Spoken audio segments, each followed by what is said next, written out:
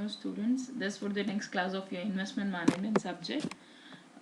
We are done with the fourth unit and today I am going to start the fifth unit, that is portfolio evaluation performance measures. You have four methods, practical problems in this: Sharpe reward to variability index, Trainer's reward to volatility index, Jensen differential index, and Pharma's decomposition of returns. The remaining part is theoretical part. We will deal with it later. Now we are going to discuss about these all four. Let's start the showing you the concept. So portfolio and evaluation means the examination, how your portfolio is a combination of securities first of all, right? So how your portfolio is working and all that will be their performance will be measured through these four: Sharpe reward to variability index, Trainer's reward to volatility index, Jensen differential index, and Pharma decomposition of returns as such. So Sharpe, so as I said these are the performance evaluation techniques, how the portfolios are working well and all will be evaluated to this. So basically it measures the total risk by standard deviation. Reward is the numerator as a risk premium.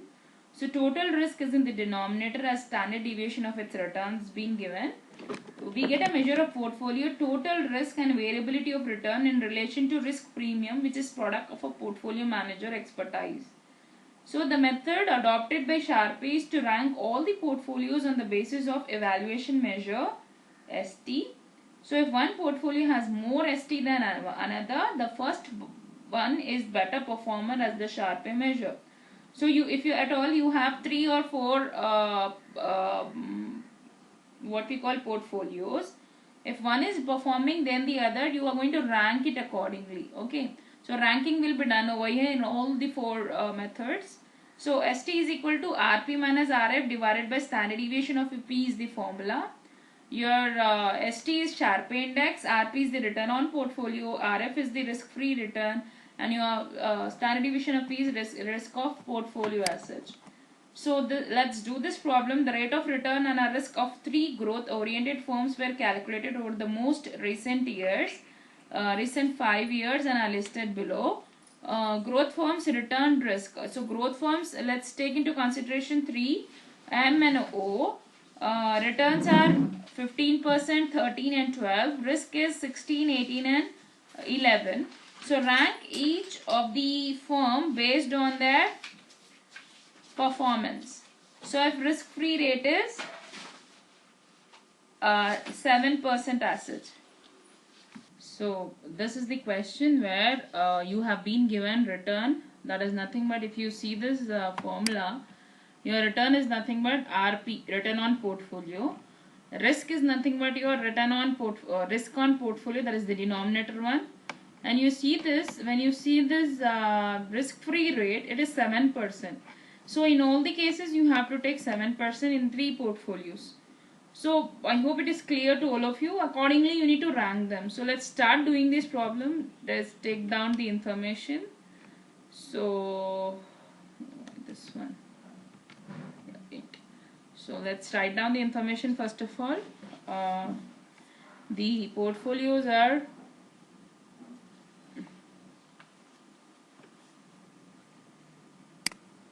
M, N and O. The returns are like, these are the firms. The returns are like, and risk. So 15%, 13% and 12%. Your risk is 16%, 18% and 11%. And your risk-free rate, that is your RF, is nothing but 7%. So as such the formula is ST is equal to RP minus, or you can also take the small letters as such, what I have the formulas, or you can also take the big R, it's not a problem. I'll write what I have shown you then, unless you get confused. RP minus RF divided by standard deviation of portfolio, right? So for M we are going to calculate now RP. It's very easy, guys. These methods are, all the performance methods are very simple, you know, they are not complicated at all. It's very hassle free, if you see, if you ask me. If you see this portfolio, 15 it is. For M it is 15 minus RF is 7. For all of them common will be 7. Standard deviation of P will be 16%. Okay, so 16% we are just going to remove it. So how much it will be? 8 by 16, so it will come to 0.5. okay, so then if you calculate for N, it will be 13 minus 7 divided by 16, so it will be 6 by 18 it is. Your standard deviation of P of N is 18, right?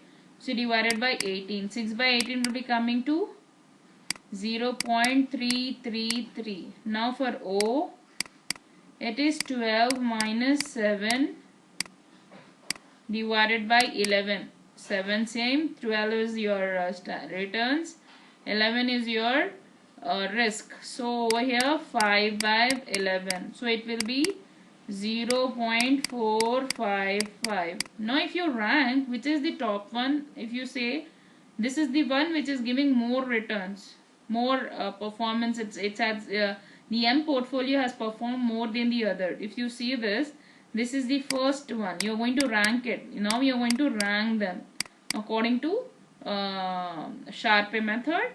The next one is 0.5 is the first one, 0.455 is the second one, and 0.333 is the third one. So you just, this is how you need to do it. It's very simple. Simple problems these all are. So this was the question he asked us, rank accordingly. The question is so big. What he said, rank each firm by Sharpe index of portfolio performance if the risk-free rate is 7%. That is how we have ranked. You just need to substitute the values in the formulas, and you need to get the answer, and you need to rank them accordingly. So this is how you need to do the Sharpe. The similar manner you need to do for the others also. Now this is the another problem of Sharpe. I'm going to show you this. There is a certain variation. Let's do this problem also. Consider the three investments below, assuming the government treasury bills yielded a constant rate of 7%. Calculate the risk adjusted performance of each of the investment funds using Sharpe measure. So your years are 1993 to 97. These are the your A plus 5, minus 5, and 8 and 5 are nothing but your returns which you get it, and deviation of A is nothing but your risk. You're going to calculate how much risk is related to all the deviations. So B is again the returns, and deviations means the risk related to that. C means returns, again deviations related to C as such.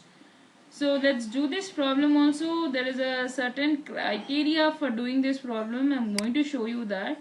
I'm going to open the another one, another slide, so that you don't get confused as such. So as I said, you need to calculate the returns as such. If you total it up this, the question as such,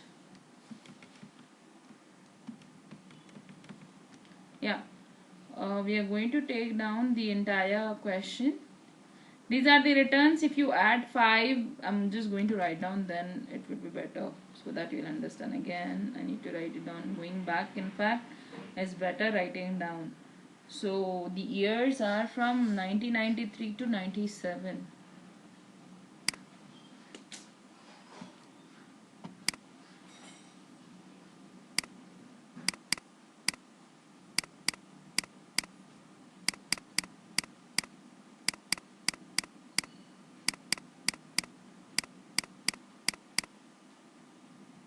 Your security is A plus 5, 0, minus 5, plus 8, plus 5.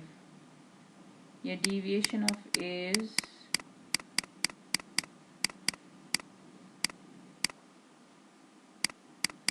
plus 2.4 minus 2.6 minus 7.6 plus 5.4 plus 2.4. B is plus 4 plus 1 minus 4 plus 10 plus 5. Deviation of B is 0.8, 2.2 minus 7.2 plus 6.8 plus 1.8. C is nothing but your plus 6 minus 1 minus 10 plus 18 plus 7. Deviation is important, guys. This is because there is a variation. If at all any difference is there, direct if he has given, you are very lucky that what I have shown you in my previous problem. If he has not given you direct, this is how you need to do. You need to total it up first of all. How much it will be? Your returns of A will be nothing but your 13 if you calculated. 5, 8 plus 5. How much it will be? 30. 13, 18 minus 5, 13 it will be. So similar manner you need to add this all also. B. So it will be 16. For C it will be 20. Just check it out all of you. So we need for this now, if returns we need to calculate returns of R, returns of B, return of C. This is how you need to do. R bar, you need to RA bar means RA by the number. Okay, number of years. So it will be 13 by 5 for A. It will come to 2.6. RB bar, return of B, it will be RB minus 5 divided by 5. So it will come to 16 by 5. It will be 3.2. RC bar, it will be RC divided by 5. It will be 20 by 5. It will come to 4. So now deviations, for deviations what you need to do is you need to square them. Then that total will be your risk. Okay, let me show you this part also. So now for A you need to calculate the square. Deviation, I'm going to write down deviation of A, you need to square it. The same manner deviation of B also you need to square. Deviation of C also you need to square. Score 2.4 square, it will be 5.76. 2.6 square will be 6.76. This one 2.4, 2.6, 7.6. You need to square. If at all in the question he gives you this sort deviations bulke, so you need to square them. So that total will be your risk. 57.76 is a deviation, 7.6 square. 5.4 square, it will be 29.16. 2.4 square, it will be 5.76. You total it up, this will be your standard deviation of square portfolio for A. So how much it will be? 105.20 it will be. So you need to square it as, right? So if you V will be under root 105.20. So your standard deviation of portfolio A will be 10.25. The same manner you need to calculate for others also. Deviation of B 0.8 square, it will be 0.64. For B it will be 2.2 square 4.40. 7.2 square, it will be 51.84. 6.8 square, it will be 46.24. 1.8 square, it will be 3.24. The similar manner you need to add them. Standard deviation of square PB, it will be 106.36. If you square it, 106.36, so it will come to 10.31. This standard deviation of B. Now if you do over here, square it, 2 square, it will be 4, 5 square, 25, 14 square, it will be 196, 14 square, 196, 3 square, 9. If you total it up, this standard deviation of C square will be 430. If you root it, standard deviation PC will be your 20.74. So we know now standard deviations, we know now returns, we know risk that has been given in the question. Risk how much has been given? 7. So you need to take this now. For all of them you need to rank accordingly. So now if you do for STA, that is for security A, so your R, return A, return of the security, return of the portfolio PA will write down, so that it is understand why return only I am going to write down. So return on A minus RF divided by your standard deviation of A, that what we have calculated. So how much it is? 2.6 minus 7% he has given in the question. If you see this, we need to take that 7 divided by how much we got the this one, 10.25. So we are going to take that 10.25 divided by 10.25 assets. So how much it will come to? Minus 4.4 divided by 10.25. So it will come to minus 0.43. The similar manner you need to calculate for standard deviation of B also. RB minus RF divided by standard deviation of B. So it will be 3.2 minus 7 divided by standard deviation of B is 10.31. So the answer will come to minus 0.37. Similar manner you need to calculate for C, RC minus RF divided by standard deviation of C. So RC is how much? 4 minus 7 divided by 20.74. So it will come to minus 0.14. So all are in minus, but which is the top one is this one. So this is the best among all. So first rank. The second one is this 0.37. So this is the second rank. This is the last one. So this is the third rank. So this is how you need to do the Sharpe index problems. I hope it is clear to all of you. So now we will move on to the next method. Trainer's measure. In the next class I am going to show you trainer's measure. I'll wind up the class over here. You just practice, check out your previous papers. If you have the model papers and all, just check out the previous year question paper and try to practice it out. This is important variation. What I want to tell you, this is the simpler one. If you get this problem, it's very easy. But here, if at all deviations has been given as such like this, no returns has been given clearly like this. So what you have to do is you need to calculate returns divided by 5, total it up divided by 5. Deviations you need to square them, then you need to square root it, then how you get the standard deviation of individual security.